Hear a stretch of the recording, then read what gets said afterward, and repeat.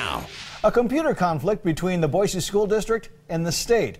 Boise Schools is actively campaigning against all three education reform propositions. One of the only school districts in the state to do so.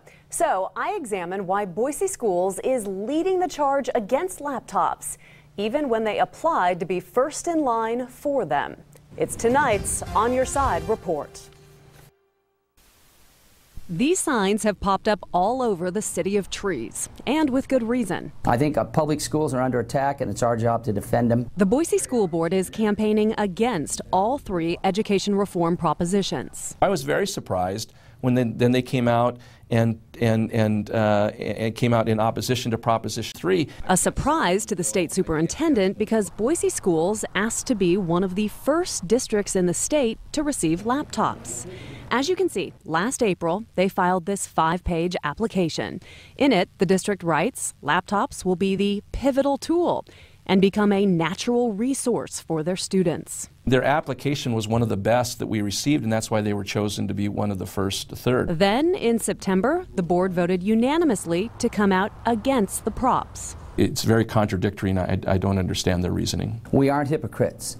We're saying, you took our money from us, all right, give it back. The Boise School Board says it's fighting for its taxpayers to make sure the district determines its own spending. Under Prop 3, the legislature must fund technology. The district argues that leaves less money for its needs. You take money away from school districts around the state, purchase laptops, turn around and say, well, we got a deal for you. Here's a bunch of laptops. Do you want them? Well, of course, districts across the state queue up for those machines. In fact, the state says 85% of Idaho's school districts applied to implement laptops in the first of 3 phases.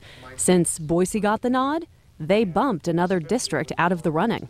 If they really believe that these laptops are not the asset that they claimed they were in their application, then they should step back, because the Twin Falls School District was the next one on the list, and they're chomping at the bit. They're hoping somebody drops out so they can be first. Rory Jones says that's just an example of how the propositions pit districts against each other.